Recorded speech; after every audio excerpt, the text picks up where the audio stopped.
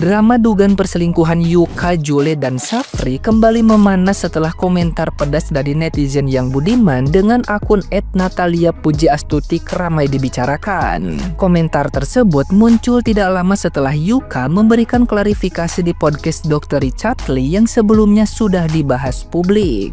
Dalam pandangan netizen yang budiman ini, klarifikasi Yuka justru dinilai tidak konsisten dan terkesan berbelit. Yuka disebut mengklaim dirinya single, namun narasi masa lalu yang pernah ia sampaikan di berbagai konten dianggap tidak sejalan. Ketidaksinkronan soal durasi hubungan hingga alasan mengganti nama Jule memicu kecurigaan baru dan membuat netizen yang berbakti semakin skeptis terhadap penjelasan Yuka. Netizen yang budiman tersebut juga menyoroti sikap Yuka, Jule, dan Safri yang dinilai sama-sama belum dewasa meski sudah menjadi figur publik. Kritik tajam diarahkan pada pencitraan agamis, sikap ambigu dalam relasi, hingga risiko besar bermain api di ruang publik. Ia menjelaskan bahwa sebagai influencer, setiap tindakan mudah terbongkar dan bisa menjadi bumerang. Menurutnya, klarifikasi Yuka seharusnya menjadi titik berhenti, bukan memunculkan kebingungan baru yang memperpanjang gosip dan merusak kepercayaan publik. Si Jule, si Safri, sama si Yuka ini tuh masih bocil, masih kekanak-kanakan. Si Jule kelihatannya memang sudah punya anak 3 ya sama Daehyun, tapi itu menurutku dia tuh masih bocil, ya kan? Sok-sokan, maaf nih ya, sok-sokan tuh agamis banget, tapi ternyata yang bawa maaf nih nggak agamis. Sekalian aja nggak usah sok-sokan menjadi agamis, ya kan? Karena orang-orang Indonesia ini mayoritasnya kan muslim. Kalau sudah melihat yang cantik terus agamis, mereka tuh kayak memuja-muja banget. Dan sebenarnya yang dipuja ini adalah yang setan yang berkedok agamis, ya kan? Makanya kita ini jangan terlalu sampai wih gitu loh. Santai aja, kalau mau ngefans sama orang tuh santai aja, say, ya toh. Karena apa? Ketika kita melihat junjungan kita itu frontal, brutal, kita tuh menjadi kecewa gitu kan. Jadi santai aja, kalau mau fans yang standar-standar aja. Terus ya, bukannya si Jule itu berhenti atau tobat di Safri, malah kan ke Yuka tuh, ya kan? Nah, si Yuka ini pun juga masih anak kecil, masih umur 20, adik kelasnya si Jule. Podcastnya Yuka di Dr. Richard ini juga nggak masuk akal. Dia bilang, menjelaskan kalau dia itu single, ya kan sekarang single, tapi waktu sama Jule kan lu nggak single. Dia tuh belibet, alasannya itu anak kecil yang nggak mau disalahin gitu loh. Yang ketahuan maling tapi masih ngeles aja, enggak, bukan maling, enggak. Udah, kamu lihat aja podcastnya sendiri. Aneh-aneh.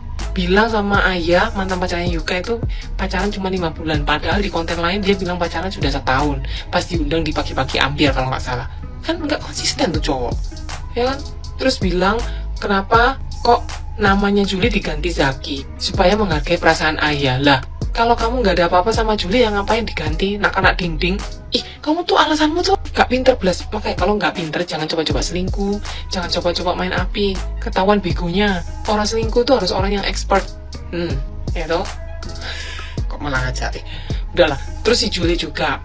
Ya, kalau kamu masih mau gatel sama yang lain nggak apa-apa. Sudah bagus tuh kamu lepas hijabmu. Berarti kamu sudah tidak mempermalukan apa yang kamu percayai. Lebih baik kamu ya sudah biasa aja.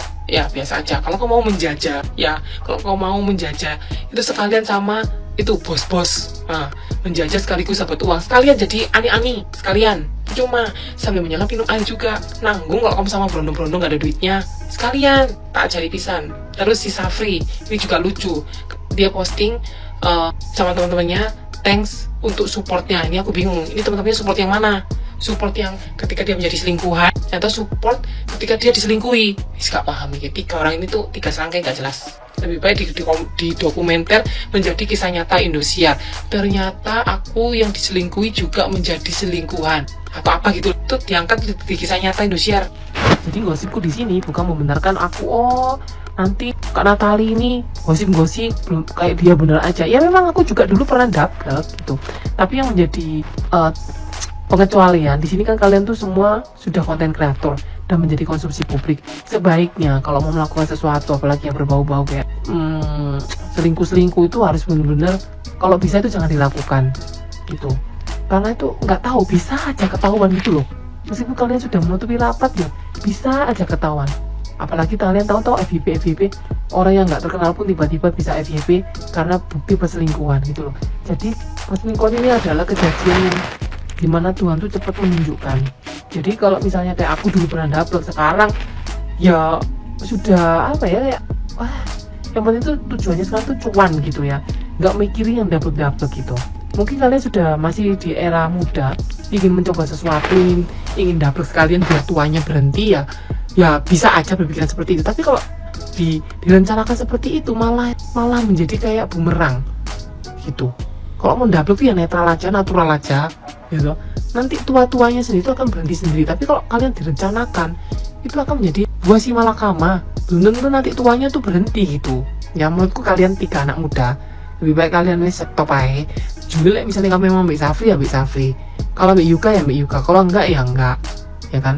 Kalau misalnya kamu mau berhubungan sama orang lain, orang baru lagi ya, yang nggak mau sama bos-bos, yang nggak mau mengikuti saranku menjadi Elsiani, ya misalnya kamu ketemu sama orang cowok, kita hati saja ya. Jadi jangan cemburu kalau aku jalan sama orang lain ya. Kita cuma having fun aja ya. Itu harus ditegesin di awal saya.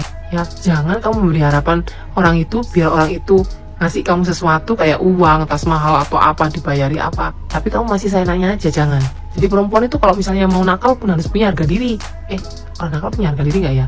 Ada lah ya, dikit-dikit ya. Itu dia harus dijelasin sama si cowok biar si cowok tuh nggak baperan. Kalau memang kamu tuh player gitu, Jule. Nah, gimana nih menurut netizen yang terhormat? Silahkan berkomentar ya.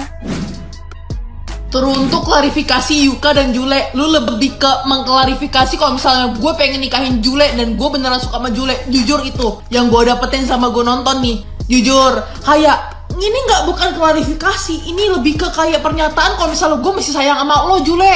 Yuka tolong, ini gue kira klarifikasi bakal kayak gue masih sayang sama istri gue masih sayang sama anak-anak gue bakal nangis nih, gue udah yakin banget dia bakal sih bukan selingkuh. Ternyata dia malah ngebelain. Gue kira dia menentang perselingkuhan ini malah kayak mendukung. Ditanya dokternya, tapi menurut kamu Jule cantik? Terus kayak ya bisa dibilang ya cantik dok. Dikasih foto sama dokter Richard, ini beneran kamu sama Jule kan? Terus kayak iya itu beneran saya sama Jule. Dia mengakui, dia jujur. Ya bagus sih, cuman kayak kok jadi dia senyum-senyum gitu jujur. Wow, ada yang kenal dengan sosok ini? Ya, sosok ini menjadi perbincangan hangat baru-baru ini setelah kasus Insanul Fahmi meredup, muncullah versi Insanul Junior, yaitu Yusman Kusuma alias Yuka. Bagi yang tahu dan mengikuti rekam jejaknya di media sosial, dia ini adalah influencer muda yang kita ketahui dia menjalin hubungan dengan salah seorang gadis Malaysia yang bernama Aya. Tapi sayangnya, akhirnya berita ini beredar dan Yuka ini diundang di podcast bersama Dr. Richard. Kita bisa lihat ya dari hubungannya Yuka dengan Aya. Yang satu berharap bisa hubungan ini menuju arah yang serius atau sampai ke gerbang pernikahan. Yang satu lagi hanya casual dating alias cuma teman tapi mesra. Cuma diajak untuk teman jalan, teman ngonten bareng, teman makan bersama, tapi dia tidak punya impian untuk menjadi teman hidup bersama. Jika seorang laki-laki sudah mengatakan bahwa dia belum siap berkomitmen atau hanya sekedar ingin penjajakan saja, maka berhentilah berharap untuk menjadi seorang pahlawan yang dapat mengubah pemikirannya. Ini seorang wanita harus pinter-pinter nih untuk menetapkan batasan atau boundaries ya, sehingga kita tidak mudah terperangkap dalam permainan buruannya. Memang tidak semua laki-laki seperti Yuka, pasti banyak juga laki-laki di luar sana yang cintanya tulus. Kita sebagai wanita, jangan tertutup mata hanya karena bucin semata. Kita lebih selektif lagi dalam mencari pasangan. Jangan takut kamu ditinggalkan karena kamu punya standar yang tinggi. Lebih baik kehilangan seseorang yang kamu cintai di awal, daripada kehilangan tahun-tahun berharga untuk seseorang yang tidak pernah berniat menetap di hati kamu. Gimana tanggapan kalian? Kalian udah nonton podcast yang ikan dikasih umpan tempe tapi tetap mau? Yang nomor kontak cewek dikasih nama Zaki, gregetin banget dan nyakitin banget, dimana dia bilang hubungan dia sama pacarnya itu berteman, cuma temenan, jadi dimana letak selingkuhnya. Dan dia bilang, saya ini belum menikah, belum tunangan, jadi dari mana saya selingkuh. Gini loh mas, ketika kita komitmen menjalani sebuah hubungan dan kita milih satu perempuan itu, kalau kita sudah nggak setia dan nggak bisa megang komitmen itu, kita sudah dibilang selingkuh. apalagi di sini itu sudah ada bukti fotonya. Jangan bahas kerana pernikahan dan pertunangan dulu. Dari pacaran aja gak bisa komitmen, gimana untuk menjalani ke depannya. Baru kali ini gak bela Indonesia, beda negara luar. Bisa-bisanya bilang kisah mereka itu cuma temenan, sedangkan mereka sering bersama dengan keromantisannya. Bilang temenan, apa gak sakit nih perempuan? Apa nggak gila jadi perempuan ini? Gimana sih hatimu? Gimana sih akal sehatmu?